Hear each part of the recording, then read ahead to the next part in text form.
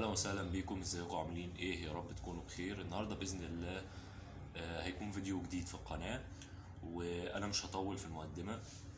انت لو لقيت ان الفيديو او المحتوى عجبك انزل اشترك وحط لايك لو حسيت ان فيه فايده. النهارده هنتكلم على غلو الاسعار ونعمل ايه عشان نواكب الغلو ده، لان زي ما انا وانتوا عارفين ان الاسعار النهارده عشان تجيب فطار وغدا، بس سيبك من العشاء، انت محتاج ميزانية في الشهر. يعني احنا بنتكلم على الاسر المتوسطة والفقيرة يعني. فالنهارده طبعا انا مش جاي اعرفك الحاجات الغالية، لان احنا كده كده عارفين الغالي غالي ليه والرخيص رخيص ليه. بس مفيش حاجة بترخص عموما، يعني هو كله في العالي. يعني النهارده فاهم، شوف كيلو اللحمة طلع لكام، شوف كيلو الفراخ طلع لكام، شوف الفطار الفول والطعمية بذات نفسهم طلعوا لكام، شوف أي حاجة حواليك طلعت لكام.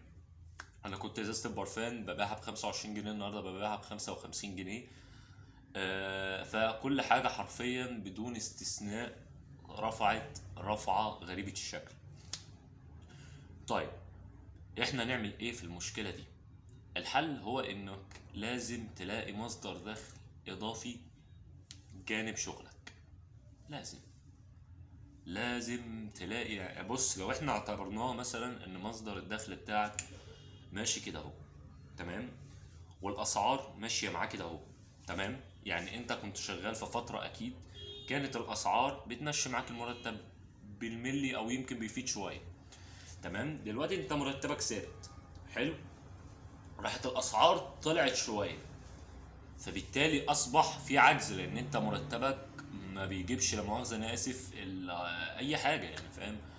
فبالتالي هتلاقي نفسك بتتداين كل شهر، وبالتالي هتلاقي هو هيبقى حوار منايم. فلازم تلاقي مصدر دخل اضافي، لازم تلاقي مصدر دخل اضافي، ويفضل يكون من الانترنت مثلا، تمام. خاصة لو انت مثلا عندك عايز تعمل قناة على اليوتيوب وتطلع تتكلم زي كده وتقول اللي في نفسك وتعمل كده، ناس هيشتركوا لك وكده باذن الله. على المدى البعيد هتلاقي ان القناه بتاعتك دي بتجيب لك مصدر دخل كويس، وهو يكفي ان انت بتقبض بالدولار. يعني شوف النهارده الدولار داخل في حاجه و30 يعني، تمام. فانا الفكره ان مش شرط يكون يوتيوب، يعني المهم ان انت تلاقي مصدر دخل اضافي بجانب مصدر الدخل اللي بيجي لك من الشغل، لان لو اعتمدت عليه كمان كام سنه مش هتلاقي تاكل حرفيا. انا عارف اقول لك ايه. فانت لازم تلاقي مصدر دخل اضافي بجانب مصدر دخل بتاعك، حتى تكون مأمن نفسك، فاهم. النهارده يعني مثلا عندك شركه زي شركه اوبو، كان بيقولوا مشيت 7000 عامل من الشركه. 7000، عارف يعني ايه 7000؟ ده رقم محترم، تمام. اهو ال 7000 عامل دول، هنقول انا متاكد ان هم بنسبه 99% من اغلبهم ما عندوش مصدر دخل تاني، وبالتالي اغلبهم متجوز. طب هياكل عياله منين ده، ولا يشرب عياله منين؟ فهمت الفكره؟ فانا بتكلم ان انت لازم النهارده يكون عندك مصدر دخل اضافي بجانب مصدر الدخل بتاعك، حتى يا اخي عشان زي ما بيقولوا يعني تبقى مواكب. حتى لو لا قدر الله مصدر دخل فيهم خيش معاك، يبقى معاك حاجه تانية بتجيب فلوس. فهمت الفكره؟ انا برضو الموضوع مش بالساهل، وانا عارف كده، عشان بس ما حدش يكتب لي تحت في الكومنتس هو انت فكرها سهله. لا، انا ما قلتش سهله ولا حاجه، ولكن انا بحاول اقدم حلول، تمام. لان لو انت مشيت على اللي في دماغك حرفيا الناس هتنزل تشحت، والله العظيم الناس هتنزل تشحت.